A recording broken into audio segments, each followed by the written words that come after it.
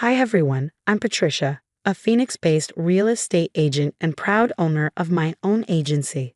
I built my success from the ground up. For years, I thought I had it all, a beautiful daughter, a seemingly perfect marriage, and a thriving business. But life, as it often does, had other plans. Living in North Scottsdale with my Mercedes in the driveway felt like a dream come true. 6 years ago, at the Phoenix Children's Hospital Charity Gala, I met Philip Thompson. He was dashing in his tuxedo, confidently working the room as a rising financial analyst. "You must be the real estate powerhouse everyone's talking about," he said, handing me a glass of champagne. "Guilty as charged," I replied, laughing, though I prefer to let my sales numbers do the talking. That night sparked a whirlwind romance. Within a year, we were married in a lavish ceremony. When our daughter, Marcia, was born 4 years ago, I thought my happiness was complete. "Patricia, you're glowing," my best friend and office manager, Maria Rodriguez, said at Marcia's first birthday. "You really have it all." "I know, Maria. Sometimes I have to pinch myself," I admitted. Even Robert Hayes, my mentor who taught me everything about real estate, had faith in me. "Kid, you've built something special here. Don't let anyone dim your light." I wish I'd taken his advice to heart. Subtle cracks began to show after Marcia turned 3. Philip started questioning everything. "Another late showing? Can't it wait until tomorrow?" he'd ask, frustration in his voice. "It's a $2 million listing, Philip. The clients are only in town today." "Well, maybe if you spent more time at home, Marcia wouldn't be so clingy at daycare," he shot back. The tension grew. My friend Sonia Chen from Marcia's preschool noticed the change. "You seem stressed lately. Is everything okay?" "Just busy with work," I'd lie, ignoring the growing knot in my stomach. Things weren't helped by Philip's sister, Lisa, who was always quick to judge. "My brother deserves a wife who puts family first," she'd say loudly at gatherings. A real mother wouldn't miss her daughter's dance class for a house showing. Philip became more controlling. He'd question every client call and monitor my phone. "Who's Michael? Why is he texting you at 8 p.m.? "He's a client, Philip. We're closing tomorrow." "Sure he is. Real estate must be really exciting these days." Then the day came that changed everything. Philip walked in, tie loose and face pale.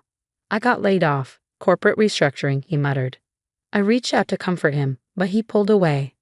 "Don't touch me.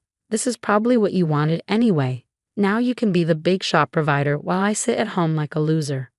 Looking back, that was the moment my perfect life began to unravel. Philip spent his days on the couch, laptop open, claiming to be networking. But 3 months in, our savings were nearly gone. "You spent $500 at Morton's Steakhouse last night." "We agreed to cut back," I said, frustrated. "It was a networking dinner. Do you want me to find a job or not? And you're the one always spending money on suits and cars." "That's for work, Philip. I need to look professional." "Oh right, blame me for everything. Maybe if you weren't so obsessed with your career, I wouldn't have lost my job in the first place." Then came the credit card statement, $115,000 in charges at the Talking Stick Casino. "What's wrong?" Maria asked when I stormed into the office. "You look like you've seen a ghost." He opened credit cards in my name, 3 of them. "And look at these charges.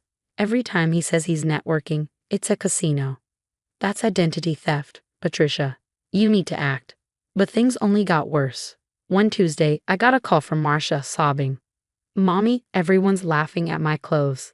Daddy said you forgot to do laundry." I rushed to her school to find her in a stained, torn dress I'd thrown in the donation pile months ago. Philip had dug it out of the garage. "Mrs. Thompson," the principal began gently, "we understand personal issues happen, but Marcia's well-being." That afternoon, my phone buzzed nonstop. Philip had sent photos to family, school parents, and even my clients. "Poor Marcia," his message read. "Her mother's too busy selling houses to do laundry." Sonia tried to reassure me over coffee. "Don't let him get to you. We all know you're a great mom." But Lisa's poison had spread. At school pickup, the whispers were unmistakable. I heard she leaves Marcia with a nanny every weekend. Apparently, I hadn't cooked a meal in months and my brother was gambling again. Those were the whispers Lisa had been spreading at family gatherings. At one particularly tense dinner, I couldn't hold back anymore. "You want to spread rumors, Lisa? Why not spread the truth for once?" I snapped, my voice low but sharp. How dare you? She retorted, feigning indignation. Philip told me about your spending, your late nights. Who's really to blame here? The tension hung heavy, but the real blow came the next day when Maria walked into my office, her face grim. Remember those networking events Philip's always talking about? She asked. Well, I had my cousin follow him last night. And? I asked, my chest tightening. He's seeing his old secretary, the one from Johnson Financial. She handed me a folder. Inside were receipts for hotels, jewelry, and expensive dinners. All this while Philip claimed we couldn't afford to buy Marcia a new school uniform. That night, I waited for him to come home. As soon as he walked through the door, I confronted him.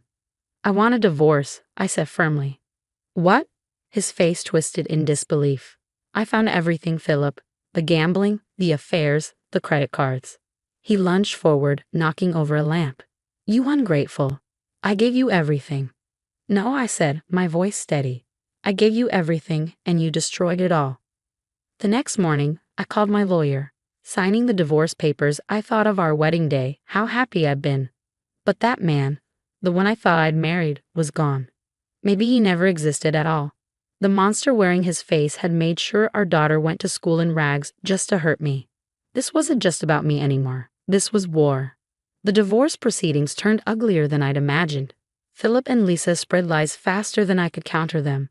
Every custody exchange was a nightmare. Marcia would cling to me, sobbing, Mommy, Daddy says you don't want me anymore. He says you love houses more than me. I overheard Philip coaching her during one of his custody days. Don't answer your mother's calls. She's too busy anyway. One day, Sonia called me frantically. Patricia, I just saw Marcia at school pickup. She was saying disturbing things about you, about locking her in her room when you work. Lisa was there, recording everything on her phone. Maria burst into my office the next morning, waving a stack of papers. Look at these emails I found. Philip's been contacting your clients, telling them you're having a mental breakdown. Remember the Henderson deal that fell through? He scared them off.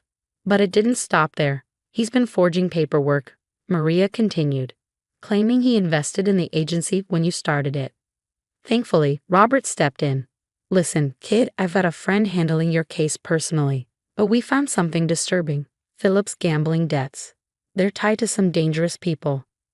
One night, during a heated argument, Philip slipped up. You think you're so smart? I've been planning this for months. By the time I'm done, you'll be working as my secretary in the agency I'll own. I'd started recording everything after the school incident.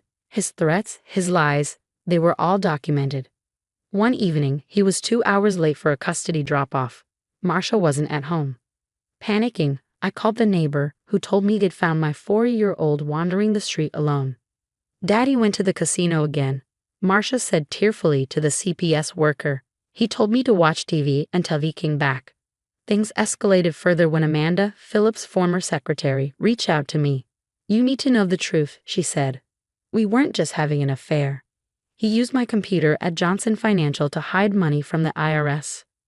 Marcia's teacher, Mrs. Martinez, requested an urgent meeting.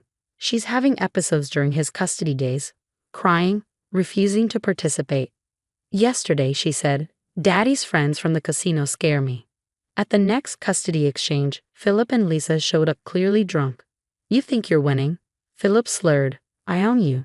I made you successful. Without me, you're nothing.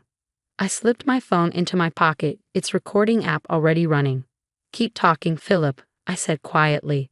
Tell me more about how you made me successful. He ranted about forged documents, tax evasion, and his plans to steal my business. Every word was captured perfectly. The next morning, I called my lawyer. I want emergency custody. Now. That night, as I held Marcia while she slept, I realized this wasn't just about survival anymore. Philip hadn't just tried to destroy me, he put our daughter in danger. The gloves were off. I had everything I needed to end this, and I was going to use all of it. At the final custody hearing, my lawyer laid it all out. Recordings, financial documents, therapy reports. Everything. The judge's face grew darker with each revelation. Full custody is granted to Mrs. Martinez. Mr. Thompson, your visitation rights are suspended pending further investigation. That same week, Philip's past finally caught up with him. The IRS Criminal Division knocked on his apartment door. "Remember those documents you forged at Johnson Financial?" one agent asked, holding a thick folder. "Your secretary kept copies." As if that weren't enough, two large men in leather jackets intercepted Philip outside the courthouse. "Casino debt collectors," they growled. Philip tried to run but barely made it to his car before they caught him. "Please, I can explain," he begged, but their patience had long since run out. Then came Johnson Financial's internal audit, revealing years of embezzlement. Philip had been stealing long before he met me. Lisa showed up at my office, desperate and teary-eyed. "You have to help him. We're family." "Family?" I scoffed. "Like when you helped him send Marcia to school in rags." Lisa's troubles weren't far behind. Her own company uncovered a fraud scheme she'd been running. "Learned it from your brother?" I asked as she packed up her office in shame. Philip's girlfriend Amanda finally realized who he truly was when debt collectors came knocking at her door. "He used my credit cards too," she sobbed. "And I believed all his lies about you." The dominoes kept falling. Philip declared bankruptcy before being hit with federal charges. Lisa moved into a cramped studio apartment and took a job folding sweaters at the mall. Meanwhile, my agency thrived. A luxury development group signed exclusively with us, cementing our reputation as a premier real estate firm. "You're an inspiration," Maria said during our celebration dinner. Marcia blossomed in therapy, shedding her fears. "Mommy, I'm not scared anymore," she told me one day, her bright smile lighting up the room. I started a support group for divorced mothers, sharing my story and helping others recognize the warning signs I had missed. Then came Philip's last attempt. He approached me outside my office, looking disheveled in a prison jumpsuit during a work release day. "Jen, I've changed," he said, his voice hollow. "I'm getting help. We could try again." "Goodbye, Philip," I said, walking away without a second glance. 5 years later, Marcia and I stood at the top of the Eiffel Tower. My 9-year-old daughter, once traumatized, now confidently snapped photos with her camera. "Look, Mom, I can see our hotel." My phone buzzed with news of another successful closing by my now multi-state agency. The support group had evolved into a recognized nonprofit, helping hundreds of women rebuild their lives. Meanwhile, Philip cleaned prison toilets for 12 cents an hour, and Lisa still folded sweaters. I hadn't taken their calls in years. "Mom," Marcia said, hugging me as the sun set over the city of lights. "I'm so glad we're free." I held her close, my heart full. "Me too, baby, me too." We had not just survived, we had thrived. My success wasn't about revenge, it was justice, plain and simple. The best revenge was living well, and we were living beautifully.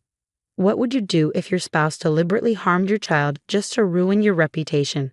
Would you show mercy if they begged for forgiveness, or would you hold firm like Patricia did? Share your thoughts in the comments below.